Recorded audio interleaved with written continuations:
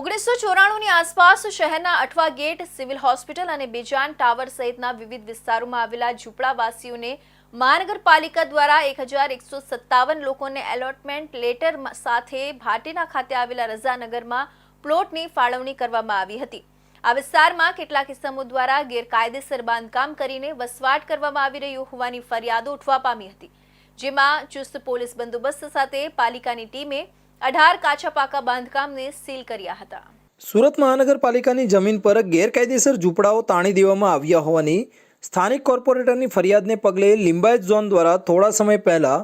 આ વિસ્તારમાં સર્વે અને ડોક્યુમેન્ટ્સ વેરિફિકેશનની કામગીરી શરૂ કરવામાં આવી હતી,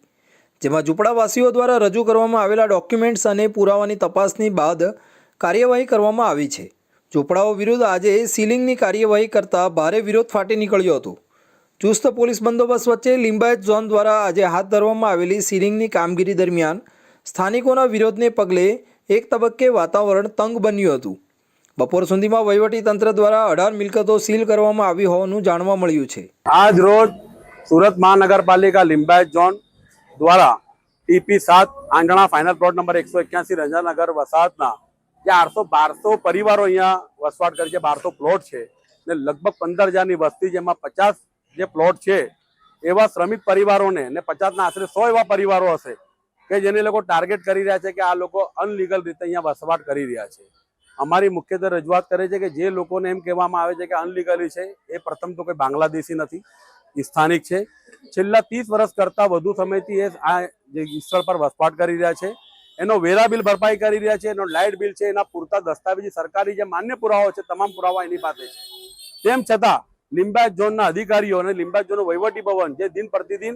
ભારતીય જનતા પાર્ટીનું કાર્યાલય બની રહ્યું છે, કાર્યપાલક ઇજનેર વિપુલ ગણેશવાલા એ વિપુલ ભાજપવાલા બની રહ્યા છે અને ઝોનલ ચીફ નિલેશ પટેલને બદલે નિલેશ પાટીલ નામ ધારણ કર્યું હોય એ પ્રમાણે ભારતીય જનતા પાર્ટીના ઇશારા પર મુસ્લિમ વિરોધી માનસિકતા સાથે જે કાર્યવાહી કરી રહ્યા છે, હિટલરશાહી પદ્ધતિથી અમાનવી અત્યાચાર કરી રહ્યા છે અને પોલીસના હાથો બનાવીને આગળ કરી રહ્યા છે, એ પ્રકારે આ છેલ્લા 15 દિવસથી આ લોકોને માનસિક ત્રાસ આપતા હતા અને આજે પૂરતો પોલીસ બંદોબસ્ત, ચુસ્ત પોલીસ બંદોબસ્ત લઈને આવ્યા મોટી સંખ્યામાં અને એ લોકોએ જે ગરીબોના ઘરોને સીલ મારવાની કાર્યવાહી કરી એનો અમે લોકો વિરોધ કર્યો। લિંબાયત ઝોનના કાર્યપાલક ઇજનેર વિપુલ ગણેશવાલાએ જણાવ્યું કે ભાટેના વિસ્તારના રઝાનગરમાં કરવામાં આવેલા સર્વે અને ડોક્યુમેન્ટ્સ વેરિફિકેશનની કાર્યવાહી દરમિયાન અંદાજે 45 જેટલા ઝૂંપડાઓ ગેરકાયદેસર હોવાની માહિતી પ્રાપ્ત થઈ હતી, જેને પગલે આજે પોલીસ બંદોબસ્ત સાથે જે પણ ગેરકાયદેસર ઝૂંપડાઓ છે તેમને સીલિંગ કરવાની કાર્યવાહી શરૂ કરવામાં આવી છે। કુલ 45 જેટલા ગેરકાયદેસર ઝૂંપડાઓ તાણી દેવામાં આવ્યા છે, તે તમામને સીલ કરી દેવામાં આવશે।